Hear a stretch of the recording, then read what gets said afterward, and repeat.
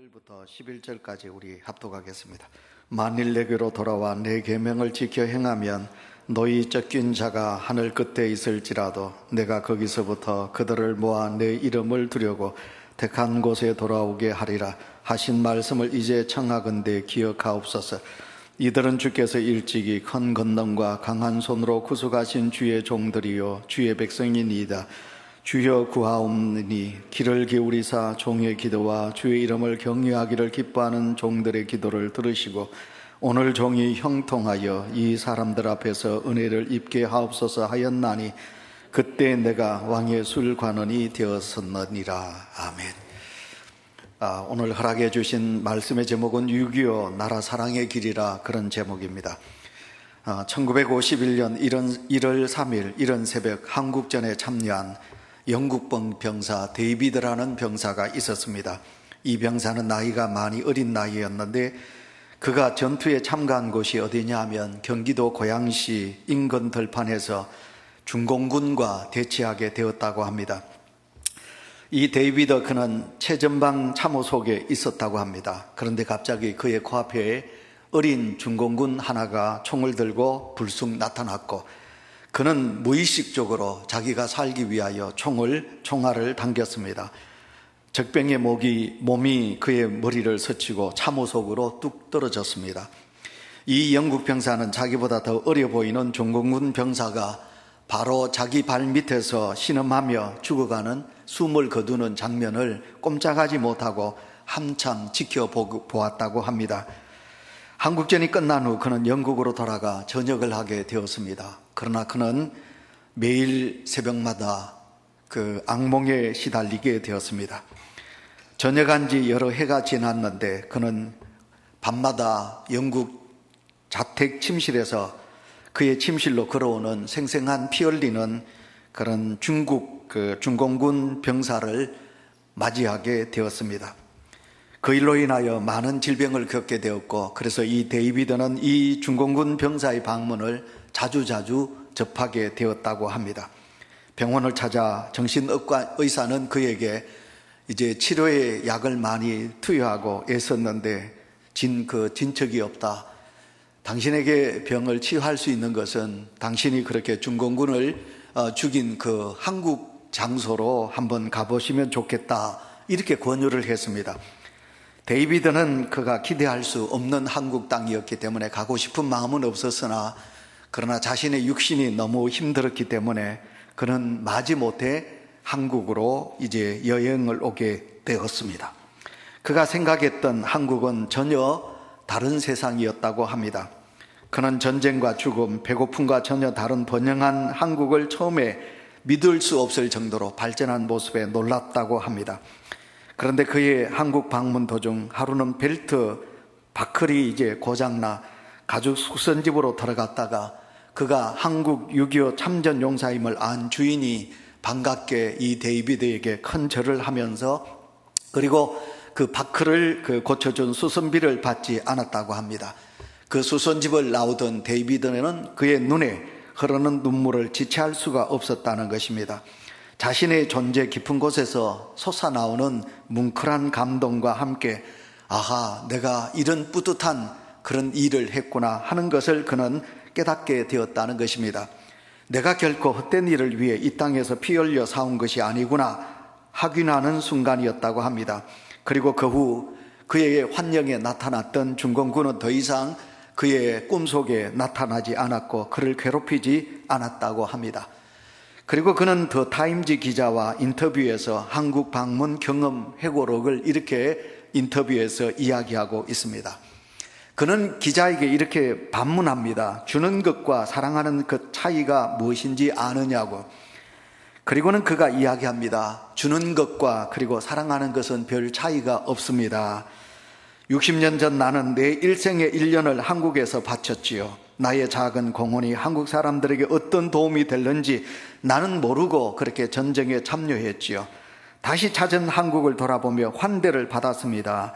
한국은 모든 것이 발전했고 멋지고 최신식이고 기운차고 세속적이긴 하지만 모든 것이 번영한 국가였습니다.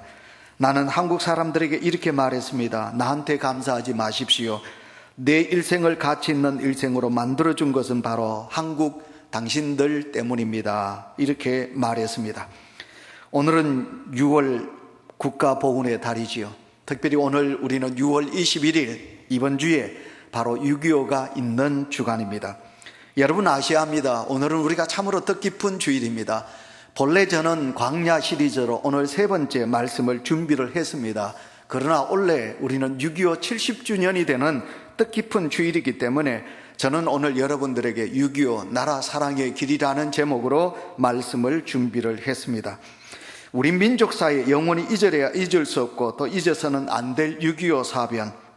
여러분 이 뜻깊은 오늘 6.25 기념주일을 우리는 맞이하고 있습니다. 우리가 알고 있는 그대로 한국 5천년의 역사 속에 우리는 수많은 전쟁을 겪은 그런 참혹한 어려운 고난이 우리에게 있었던 것은 사실입니다. 사실은 6.25와 같이 우리 민족에게도 처절했던 기억들과 영영이 지울 수 없는 쓰라린 상처투성의 갖가지 사연들을 남긴 사건은 일찍이 없었다는 것을 우리가 너무 잘 알고 있습니다. 그런데 오늘 이 70주년을 맞는 오늘 현실은 어떤가 한번 생각해 보시기 바랍니다.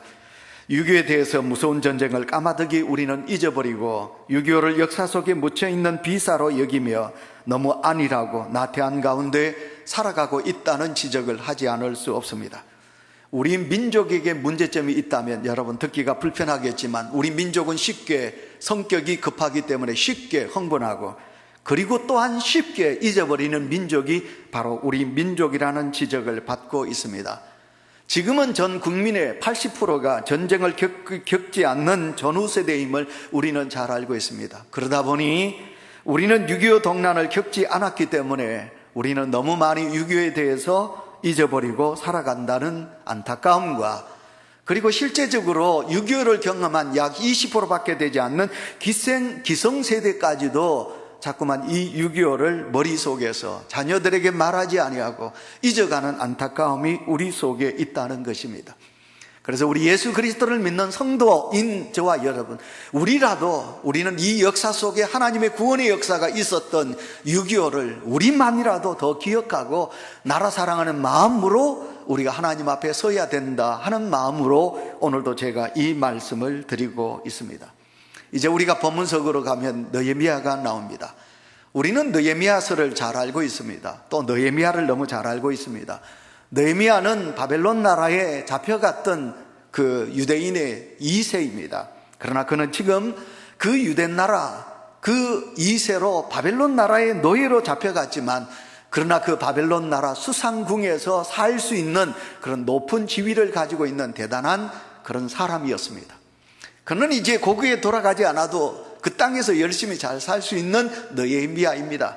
자기의 직책이 상당히 그 세계를 지배하는 바벨론 나라의 권자를 누리고 있기 때문에 고국을 생각할 필요도 없는 것 같습니다. 그러나 느헤미야는 세월이 가면 갈수록 그의 피는 나는 유대인이다라는 피가 있고 누가 뭐래도 그는 하나님을 섬겼던 하나님의 백성의 후예임을 그는 알게 됩니다. 그리고 그는 아다삭스다 왕에게 나는 내 고국으로 돌아가기를 원합니다. 먼저 돌아갔던 포로의 기환에서 돌아갔던 내 민족의 그 이야기를 들어보니까 우리나라는 성벽이 다 허물어졌고 하나님의 성전이 파괴되었고 온 나라는 잿더미가 되었다고 합니다. 왕이시여 나를 내 나라로 돌아가게 해 주십시오. 그래서 내가 내 나라로 돌아가서 내가 내 나라를 재건하는 일을 하게 하여 달라 간청합니다. 그래서 느헤미야는 왕의 명을 받아서 유대인의 총독이라는 이름으로 그런 고국에 돌아오게 됩니다. 하나님의 땅, 그 하나님의 땅이 황폐되어 있습니다. 느헤미야는 그 허물어진 그 황폐한 유대 땅을 돌아보면서 어떻게 하면 이 나라를 다시 재건할 수 있을 것인가, 그는 오늘 성경 말씀으로 통하여 우리에게 말씀하고 있습니다. 유대 나라를 깊이 사랑하며 하나님의 땅을 사랑했던 느헤미야가 가졌던 그 마음, 여러분 그 마음을 오늘 하나님을 믿는 우리 온유교회 모든 성도들의 마음속에 있으시기를 축원합니다. 나라가 가난하면 우리도 가난해요. 나라가 허물어지면 우리는 얼마나 참혹한 생을 살 수밖에 없는 거예요. 그러나 나라가 건강하고 나라가 발전하고 나라가 행복하면 우리도 행복하게 살아갈 수 있는 거예요. 그래서 우리는 우리나라를 사랑하는 마음을 가지셔야 돼요. 그래서 이 나라 사랑하는 길이 어떤 길인가 하는 것을 오늘 저는 제가 여러분에게 알고 있는 말씀이지만 세 가지 말씀으로 준비를 했습니다. 첫째, 하나님의 나라, 이 대한민국을 사랑하는 길은 다른 길이 없습니다. 기도하는 길임을 믿습니다. 여러분 6절 말씀을 우리 화면을 보시고 다 같이 읽습니다. 시작. 이제 종이 주의 종들인 이스라엘 자손을 위하여 주야로 기도하오며 우리 이스라엘 자손이 주께 범죄한 죄들을 자복하오니 주는 귀를 기울이시며 눈을 여시사 종의 기도를 들으시옵소서. 아멘. 느헤미야는 이스라엘 백성들에게 구합니다. 우리가 하나님 앞에 범죄했습니다. 우리가 하나님 앞에 기도할 것밖에 없습니다. 우리가 하나님께 기도합시다. 내가 기도하겠습니다. 그리고 당신들도 함께 기도하시기를 원합니다. 여러분, 이것이 오늘 우리가 나라를 사랑하는 길입니다. 사무엘도 민족의 살 길은 하나님께 부르짖는 길밖에 뻗어간 수가 없다며 사무엘은 이스라엘 백성들에게 기도하기를 요청했습니다. 사무엘상 7장 5절입니다. 사무엘이 이르되 시작. 사무엘이 이르되 온 이스라엘은 미스라로 모이라. 내가 너희를 위하여 여호와께 기도하리라. 아멘. 예, 사랑하는 온유교회 성도 여러분, 우리가 할 수 있는 길은 먼저 나라를 위하여 기도하는 것입니다. 에스더처럼 죽으면 죽으리다 기도하였던 에스더의 기도가 오늘 이 어렵고 힘든 이 시대 속에 믿음의 성도인 우리가 가져야 될 믿음의 자세입니다. 에스더서 4장 16절 읽습니다. 당신은 가서 수산에 있는 유다인을 다 모으고 나를 위하여 금식하되 밤낮 3일을 먹지도 말고 마시지도 마소서. 나도 나의 신녀와 더불어 이렇게 금식한 후에 규례를 어기고 왕에게 나아가리니 죽으면 죽으리이다 하니라. 아멘. 성도는 하나님의 공의를 구하며 우리가 기도해야 됩니다. 잠언서 14장 34절에 공의는 나라를 영화롭게 하고 죄는 백성을 욕되게 하느니라 그렇게 말했습니다. 다시는 이 땅에 6.25와 같은 비극이 일어나지 말아야 되겠지요. 우리는 단순히 축복과 번영만을 위하여 기도하기보다는 성도 여러분 아시겠습니까?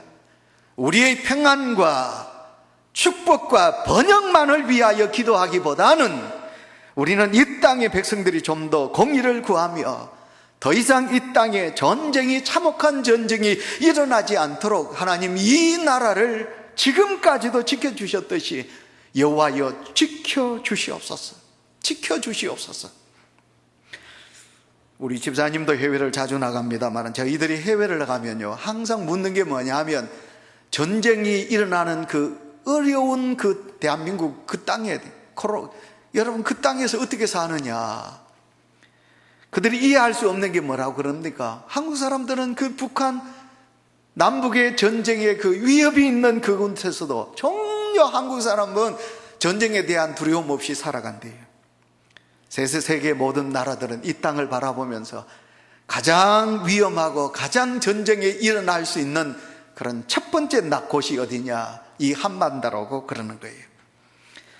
그래서 우리는 누가 뭐래도 이 땅을 위하여 기도하셔야 합니다. 우리 기독교 역사의 6.25 전쟁에 둘러싼 기독교 역사의 문헌을 살펴보면 6.25 전쟁 때 여러분 그 참혹한 전쟁 중에서도 두 장소에서 그렇게 간절히 기도했던 기도의 기사가 있습니다. 그것은 한 번은 전쟁 발발 후 81일 만에 낙동강이 무너지게 됩니다. 여러분 그래서 이제 이 나라가 이제 한반도가 적화 통일이 되는 그런 위기 속에 있습니다. 그랬을 때 300명의 목사님들이 부산 대신동 초등학교 마당에 그때 하늘에서 비가 억수같이 쏟아지는 그 질퍽한 마당에서 비를 맞으며 목사님들 300명이 눈물로 두 손을 들고 회개하며 이 나라를 구원해 달라고 기도했다는 사실입니다. 그 다음에 두 번째로는 부산으로 피난 온 교육자 250여 명이 부산에 있는 초량교회의 예배당에 모여서 그들은 철야하면서 금식을 하면서 하나님 이 나라를 구해달라 이렇게 기도한 기도에 종들의 간절한 기도가 있어서 그래서 하나님은 이 나라를 지켜주셨다고. 성도 여러분 이것을 믿으셔야 합니다. 이 나라는 하나님의 구원의 역사로 이 나라가 다시 회복된 줄 믿습니다. 이 나라의 전쟁을 다시 회복되게 해달라고 기도했던 주의 종들의 여러분 포장이 되지 않는 그 초등학교 마당에서 온 비를 맞으며 이 대한민국을 구원해달라고 기도했던 기도의 용사들의 눈물의 기도를 우리 하나님이 들어주신 줄 믿습니다. 그래서 우리 다시 한 번 더 이 나라를 생각하며 여러분 부디 기도하는 온유교회 성도가 되시기를 축원합니다. 그 다음에 두 번째, 우리가 나라를 사랑하는 길은 나아가 회개하는 길입니다. 이스라엘은 하나님으로부터 받은 선택받은 백성이기에 그들은 목이 곧은 백성이다, 그렇게 말할 수 있습니다. 하나님은 그들에게 목이 곧은 백성이었기 때문에 하나님은 그들에게 나 외에 다른 신들을 내게 있게 하지 말지니라. 하나님께서는 그들에게 십계명을 말씀합니다. 너를 위하여 새긴 우상을 만들지 말고 또 내 위로 하늘에 있는 것이나 아래로 땅에 있는 것이나 땅 아래 물속에 있는 것이나 아무 형상이든지 만들지 말며 그것들 앞에 절하지 말라. 하나님께서 이스라엘 백성들에게 십계명을 주시며 그렇게 말씀하여 주셨습니다. 그러나 목이 곧은 백성, 하나님께서 그들에게 허락해 주신 십계명 그들이 받았으나 여러분 그 하나님의 백성들이 교만했습니다. 그들을 보호하시고 그들을 지켜주셨던 하나님을 여러분 유다 백성들이 멀리했습니다. 그들은 그 언약을 파기했습니다. 여러분 하나님을 배반했습니다. 그리고는 하나님을 섬기지 않고 이방 민족들이 섬기는 바알과 아세라를 섬깁니다. 사신 우상을 섬기게 됩니다. 그리고 그들은 세상을 사랑하게 된다는 것입니다. 이렇게 해서 하나님은 그들을 어떻게 합니까? 바벨론 나라 70년 동안 포로 생활 속에 깨닫게 하시는 하나님이신 것을 우리는 보게 됩니다. 이것을 안 느헤미야는 이 같은 범죄를 하나님 앞에 깊이 자복하고 있습니다. 느헤미야 1장 6절 우리 다 같이 다시 읽습니다. 이제 종이 주의 종들인 이스라엘 자손을 위하여 주야로 기도하오며 우리 이스라엘 자손이 주께 범죄한 죄들을 자복하오니 주는 귀를 기울이시며 눈을 여시사 종의 기도를 들으시옵소서. 나와 내 아버지 집이 범죄하였나이다. 아멘. 느헤미야는 이스라엘 백성들이 열국 중에 흩어진 것은 다른 죄가 아니라는 것입니다. 곧 나와 내 집이 하나님 앞에 죄를 지었다, 그 죄로 원인이다고 느헤미야는 고백하고 있는 것입니다. 그래서 그는 하나님 앞에 회개의 눈물의 기도를 하고 있습니다. 성도 여러분, 듣기가 불편하시지요? 회개하라고 그러면 여러분 아셔야 됩니다. 아담과 하와가 하나님 앞에 에덴 동산에서 범죄한 이후 여러분 하나님의 책망과 범죄의 원인을 남에게 전가하는 죄를 범하게 됩니다. 하나님께서 아담에게 묻습니다. 아담아, 네가 왜 그렇게 내가 따먹지 말라고 했던 선악과를 따먹었느냐? 그랬더니 남자인 여러분 아담이 뭐라고 그럽니까? 나와 함께 하신 저 여자가 그 나무 실과를 내게 줌으로 내가 먹었나이다. 내가 먹었습니다. 여러분 남자가 그렇게 말합니다. 여자인 하와는 뭐라고 그랬습니까? 나는 먹기가 싫은데 저 뱀이 나를 꿰어서 뱀 때문에 내가 선악과를 먹었습니다. 그러니까 여러분 아담과 하와가 죄를 지음으로써 내가 하나님 잘못했습니다 이렇게 회개하지 않아요. 뭐라고 그럽니까? 뱀이 또 아니면 저 여자가 그래서 내가 죄를 지었습니다. 그런 것입니다. 인류 죄의 범죄의 심리는 뭔지 압니까? 언제나 남 때문입니다. 언제나 나 때문이 아니라 언제나 타인 때문에, 남 때문에, 상황이, 시대가, 환경이 나를 그렇게 만들었습니다. 우리는 그렇게 죄를 전가시킬 때가 있습니다. 그러나 오늘 우리가 성경을 읽어보시면요, 느헤미야는 그렇지 않습니다. 나와 내 집이, 나와 내 아비의 집이 하나님께 범죄하였나이다, 그렇게 고백합니다. 7절 우리 다 같이 했습니다. 주를 향하여 시작. 주를 향하여 크게 악을 향하여 주께서 주의 종 모세에게 명령하신 계명과 율례와 규례를 지키지 아니하였나이다. 아멘.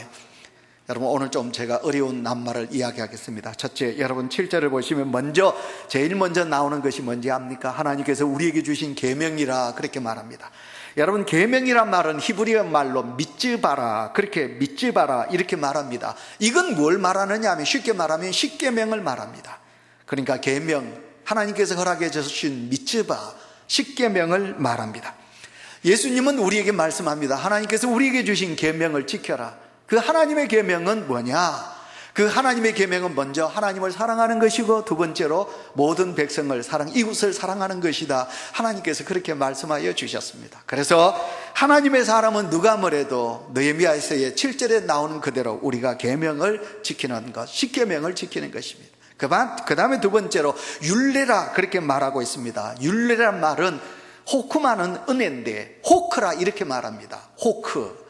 근데 이 율례는 호크라는 말인데 이게 뭐냐면, 가정에서도 여러분 가정에 규례가 있습니다. 가정에 법이 있습니다.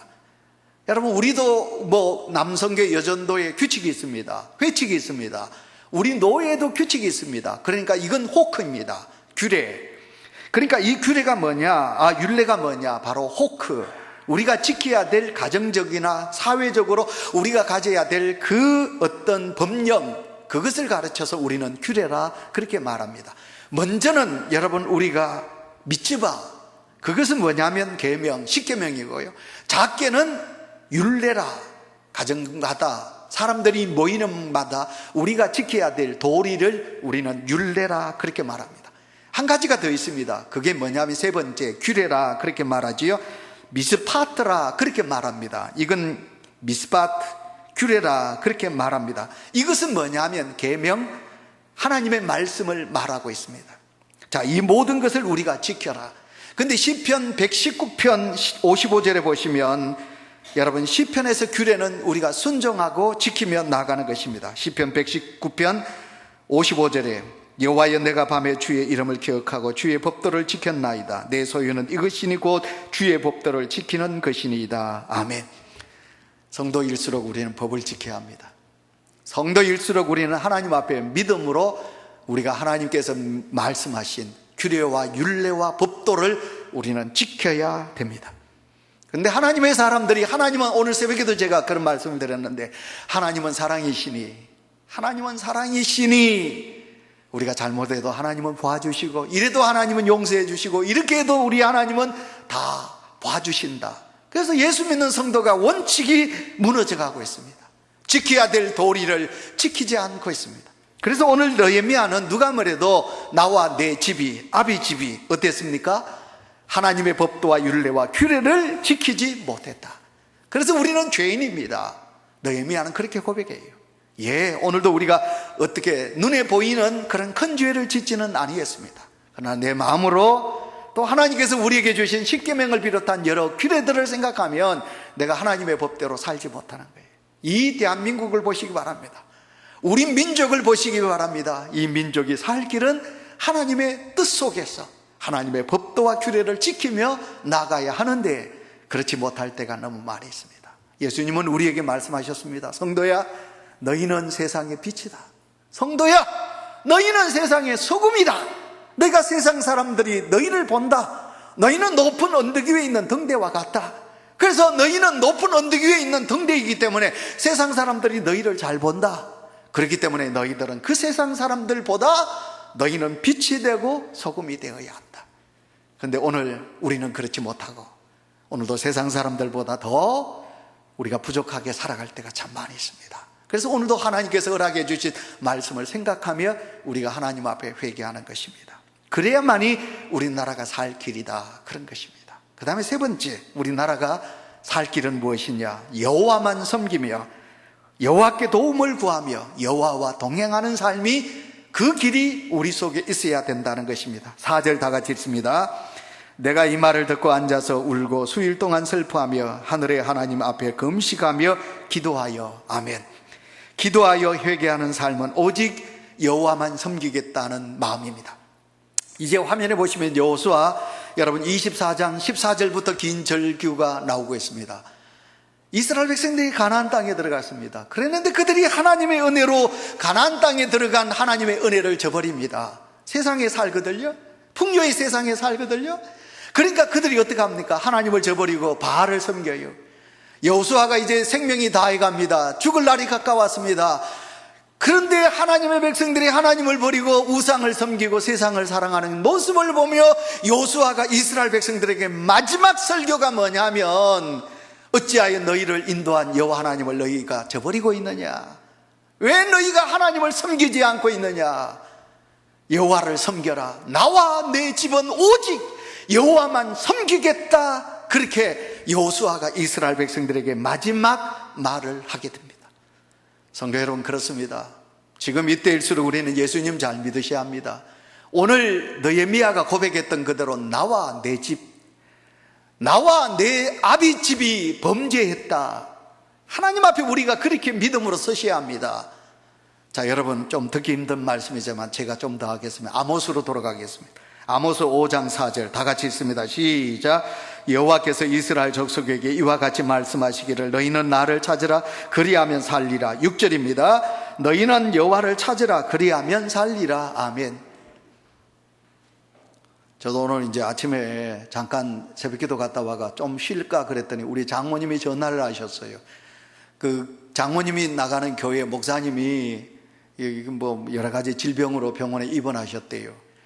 그래서 많이 고통 중에 있다고. 그래서 어쨌든 이 목사도 건강해야 돼. 그 교회 목사님도 건강한데 갑자기 그렇게 병을 얻었대요. 여러분, 우리가 병을 얻으면 어디 갑니까? 병원에 갑니다. 그러면 병이 심하면 어떡합니까? 의사가 잽니다. 째가지고 우리는 그 병을 뭐 수술도 하게 되고 치유하게 됩니다. 근데 오늘 우리가 아모스를 보시면 어떡하십니까? 여호와께서 이스라엘 백성들에게 더 나아가 우리가 하나님의 말씀을 우리가 보시면 여호수아 호세아서 6장 1절부터 3절 보시면 화면 보세요. 오라 우리가 여호와 거로 돌아가자. 여호와께서 우리를 찢으셨으나 도로 낫게 하실 것이요 우리를 치셨으나 사매어 주실 것임이라. 여호와께서 이틀 후에 우리를 살리시며 셋째 날에 우리를 일으키시리니 우리가 그의 앞에서 살리라. 아멘. 여러분, 우리도 육체적으로 병이 들면 병원에 가서 우리를 찢기도 하고 아니면 약을 먹기도 하고 이렇게 치료를 합니다.